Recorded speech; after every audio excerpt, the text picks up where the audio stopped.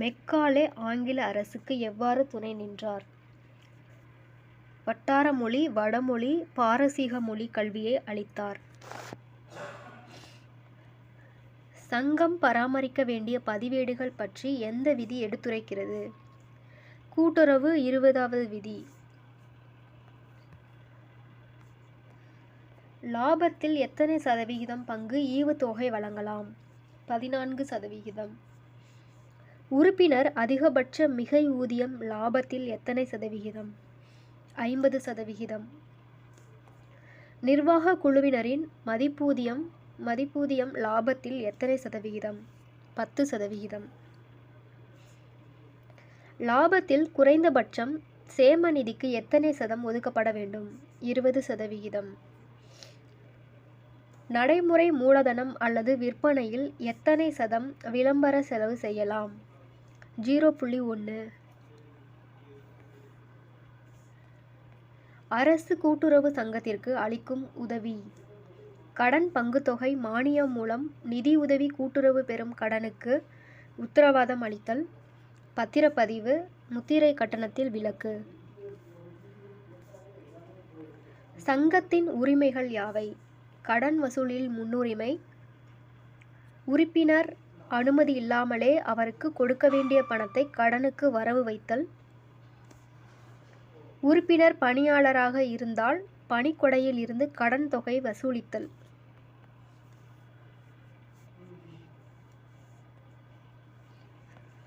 நிர்வாக குழு உறுப்பினருக்கான கல்வி தகுதி எது? எழுத படிக்க தெரிய வேண்டும். ஒருவர் அதிகபட்சம் எத்தனை சங்கங்களில் நிர்வாக குழு உறுப்பினராக இருக்கலாம்? 5. சட்டப்பிரிவு 36 கீழ் தகுதி நீக்கம் செய்யப்பட்டவர் எத்தனை ஆண்டுகாலம் நிர்வாக குழு தேர்தலில் போட்டியிட முடியாது? நிரந்தரம்.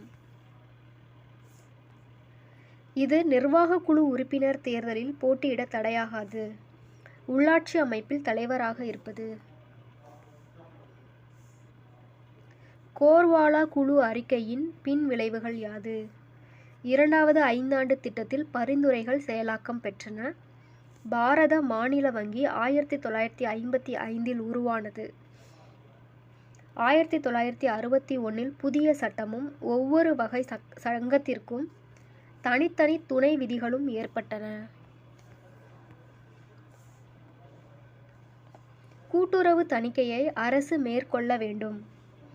அதில் எத்தனை ஆண்டுகளுக்கு தணிக்கை கட்டண விதிவிலக்கு அளிக்க வேண்டும் என்று கோர்வாலா குழு பரிந்துரைத்து உள்ளது.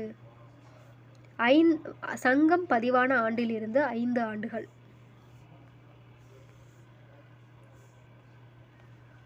சிறந்த விவசாயம், சிறந்த வணிகம், சிறந்த வாழ்வு என்பது வெற்று மூலமாக இல்லாமல் செயல் வடிவம் பெற கோர்வாலா குழுவின் பரிந்துரை. கடன் மற்றும் விற்பனை இணைக்கப்பட வேண்டும். அரசு கூட்டுறவில் பங்களிக்க வேண்டும். கூட்டுறவு பயிற்சி பெற்றவர் கிராமங்களில் பணிபுரிய வேண்டும்.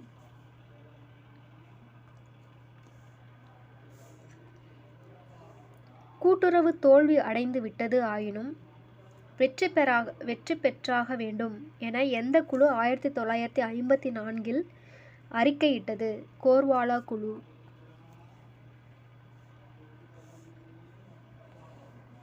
ரிசர்வ் வங்கி 1951 கோர்வாலா தலைமையில் அமைத்த அனைத்திந்திய கிராம கடன் மதிப்பாய்வு குழு உறுப்பினர்கள் யார்? காட்கில் வெங்கடையா சாஸ்திரி. கூட்டுறவின் பன்முக வளர்ச்சிக்கு வித்திட்ட கூட்டுறவு திட்டக்குழுவின் தலைவர் ஆர்.ஜி. ரசையா.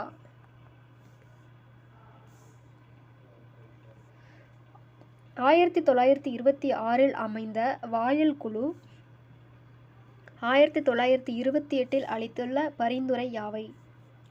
விவசாய விளைபொருள் விற்பனை சங்கம் மூலம் விற்றிட வேண்டும். குறைந்த வட்டியில் நீண்ட கால கடன் வழங்க வேண்டும். கூட்டுறவு தோல்வியடைந்தால் இந்திய கிராமங்களின் நம்பிக்கை தகரும். 1914 எட்வர்ட் மெக்லன் குழு அளித்த பரிந்துரை. கிராமங்களின் அனைத்து சிக்கல்களுக்கும் அருமருந்து கூட்டுறவு உற்பத்திக்கான நேர்மையாளரை கண்டறிந்து கடன் வழங்கி பயன்பாட்டை சரிபார்க்க வேண்டும். எட்வர்ட் லா குழுவின் இதர உறுப்பினர்கள் யார்? Nicholson, டூபர்னோ, Henry ஒல்ப். 1901 வட இந்தியாவிற்கான மக்கள் வங்கி என்ற நூலை எழுதி 200 சங்கங்களை அமைத்தவர் யார்? ரூபர்னோ. தக்காவி கடன் 1883 1884 வழங்கப்பட்டது. அது தோல்வியுற காரணம் காலம் தவறிய பட்டுவாடா, தவறான பயனாளிகள் தேர்வு, ஊழல்.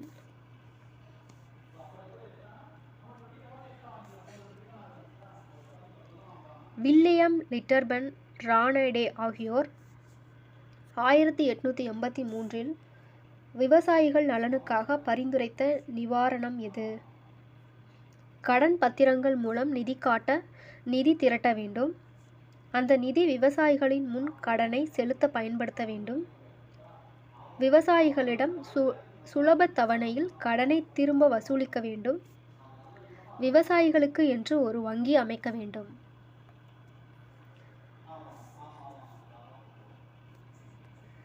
ஆயிரத்தி 1875 தெக்கானம் புரட்சியை எதிர்கொள்ள நிவாரண சட்டம் எந்த ஆண்டு இயற்றப்பட்டது? 1879. இந்திய பெரும் பஞ்சம் எந்த ஆண்டு நிகழ்ந்தது? 1876 1878. அந்நியர்கள் எளிதாக பாரதத்தை வெற்றி கொள்ள காரணம் என்ன? ஆட்சி அமைப்பு குறுநில மன்னர்களிடம் இருந்து அவர்களிடம் ஒற்றுமை இல்லை. காலத்திற்கேற்ற படைபலம், ஆயுதங்கள் நம்மிடம் இல்லை. அந்நியரின் வஞ்சகம், பிரித்தாளும் சூழ்ச்சிக்கு எளிதில் மக்களுக்கும் மன்னர்களும் பலியாயினர்.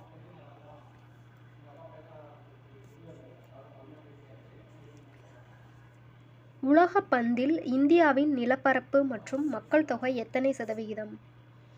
6.16.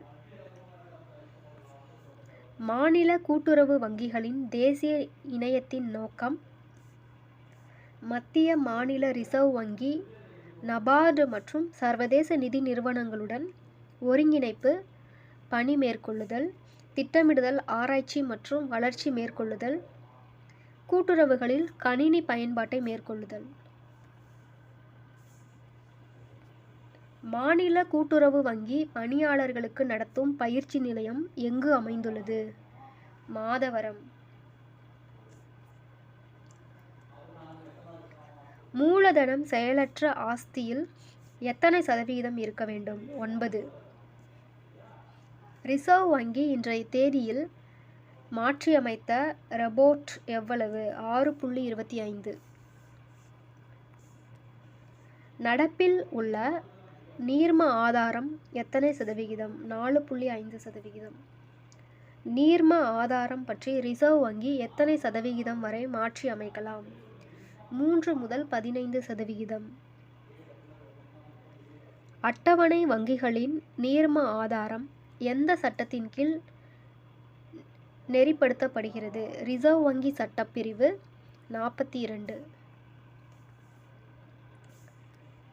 மாநில வங்கிகளின் தேசிய இணையம் துவங்கப்பட்ட ஆண்டு 19/5/1964. மிகைப்பற்று என்பது என்ன? நடப்பு கணக்கில் வங்கி இருப்பை விட அதிகமாக பணம் எடுத்துக்கொள்ளும் வசதி, அதன் வரம்பு மற்றும் வட்டி குறித்து ஒப்பந்தம் மேற்கொள்ள வேண்டும்.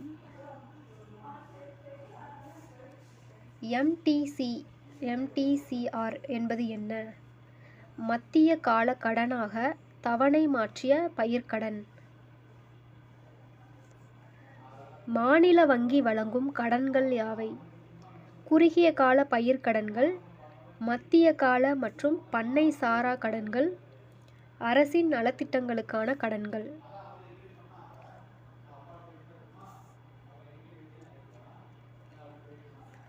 மாநில கூட்டுறவு வங்கியின் மேலாண்மை இயக்குநராக யார் செயல்படுவார்?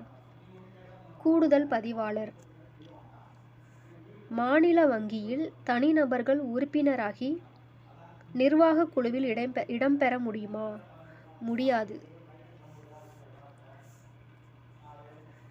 மாநில கூட்டுறவு வங்கியின் நிதி ஆதாரம் எது?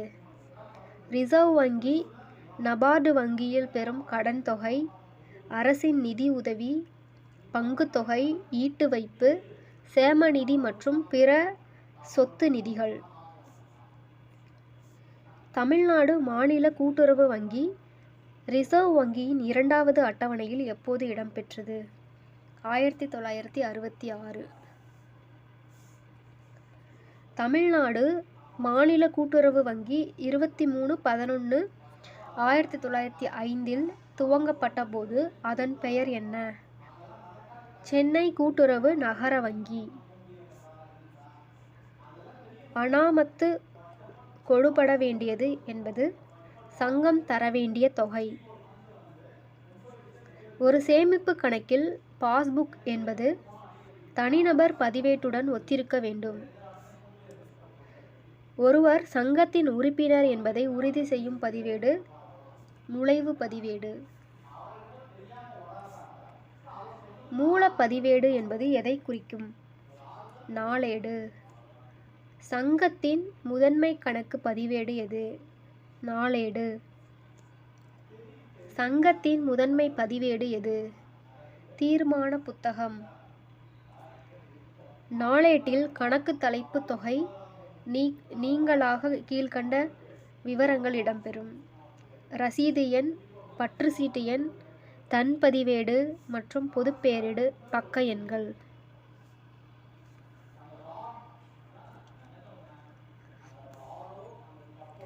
தினசரி எழுதப்படும் நாளேட்டில் ரொக்க வரவு செலவு மற்றும் ஈடுகட்டும் வரவு செலவு அனைத்தும் பதிவு செய்யப்பட வேண்டும்.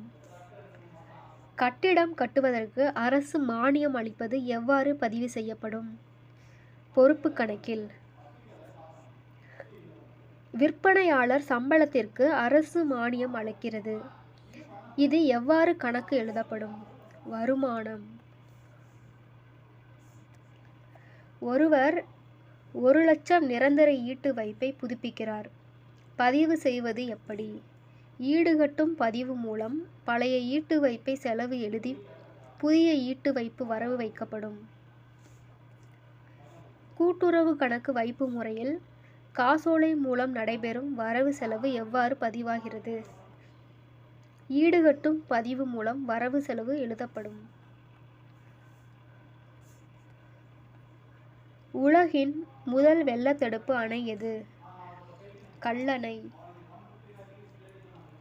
ஆங்கில அரசின் ஆதிக்கத்தை நிலைநாட்ட 2/2/1835 மெக்காலே அளித்த அறிக்கை. இந்தியாவின் குடும்ப கட்டமைப்பை சிதைக்க வேண்டும். இந்தியர்களிடம் தாழ்வு மனப்பான்மையை உருவாக்க வேண்டும். முகவர்கள் மூலம் ஆங்கிலேயரை உயர்வானவர் என்று மக்களை மூளைச்சலவை செய்ய வேண்டும்.